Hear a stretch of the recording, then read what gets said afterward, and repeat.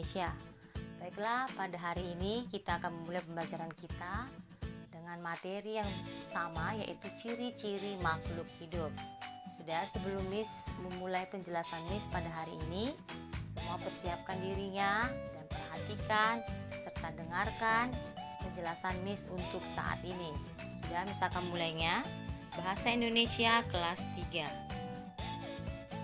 Baiklah, kali ini kita akan belajar menyusun kalimat dari kata-kata baru yang ditemukan dalam teks tentang ciri-ciri makhluk hidup. Baiklah, apakah anak-anak tahu apa itu kosakata baru?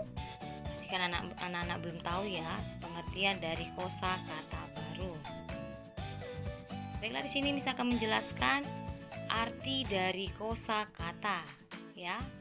Arti kosakata adalah perbendaharaan kata atau kumpulan kata yang merupakan bagian dari bahasa tertentu dan digunakan untuk menyusun kalimat.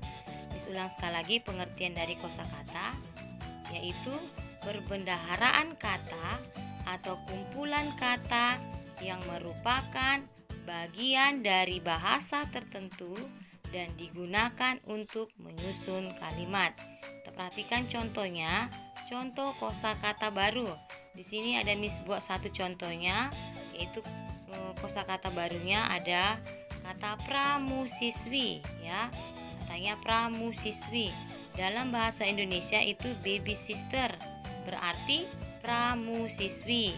Contoh kalimatnya yaitu dengan menggunakan kata pramusiswi, yaitu pramusiswi sangat membantu para orang tua ketika kesulitan dalam mengurus anak-anak mereka. Miss ulang sekali lagi contoh kalimatnya dengan menggunakan kata pramusiswi, yaitu pramusiswi sangat membantu para orang tua ketika kesulitan dalam mengurus anak-anak mereka. Jadi dalam membuat kalimat itu katanya harus di depannya kata paling utamanya. Kosakata barunya itu harus di paling utama atau paling di depan, ya. Selanjutnya, baiklah, kita sudah menemukan kata-kata baru yang diperoleh dari teks tentang ciri-ciri makhluk hidup. Setiap kali membaca teks, kata-kata baru dapat kita temukan dari teks tersebut. Kita sudah mengetahui makna kata dari teks tentang ciri-ciri makhluk hidup.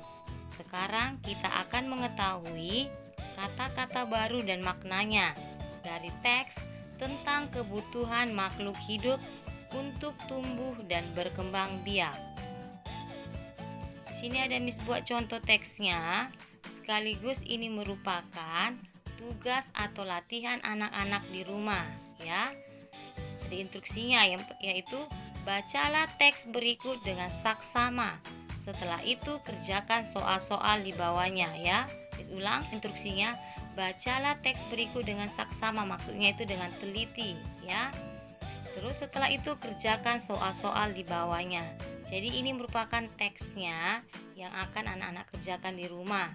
Judul teksnya yaitu kebutuhan makhluk hidup untuk tumbuh dan berkembang. Itu judul teksnya, ya. Oke, jadi anak-anak bisa baca sendiri teksnya di rumah. Ini teks pertama. Oke, ini selanjutnya teksnya. Selanjutnya, ya, ini merupakan tugasnya, tugas dari instruksi teks tersebut. Yang pertama, apa saja kebutuhan makhluk hidup berikut berdasarkan teks kebutuhan makhluk hidup untuk tumbuh dan berkembang. Jadi, di sini ada makhluk hidupnya yaitu manusia, hewan, dan tumbuhan. Jadi maksudnya ini apa? Manusia itu apa kebutuhannya? Baru hewan itu apa kebutuhannya? Dan tumbuhan itu apa kebutuhannya? Jawabannya bisa kamu temukan pada teks yang berjudul kebutuhan makhluk hidup untuk tumbuh dan berkembang. Selanjutnya, soal nomor 2. Carilah arti kosakata berikut pada teks kebutuhan makhluk hidup untuk tumbuh dan berkembang dan buatlah kalimat menggunakan kosakata tersebut. Jadi maksudnya di sini arti kosakata, arti dari kata habitat itu apa? Arti dari kata fotosintesis itu apa? Arti dari kata sumber energi itu apa?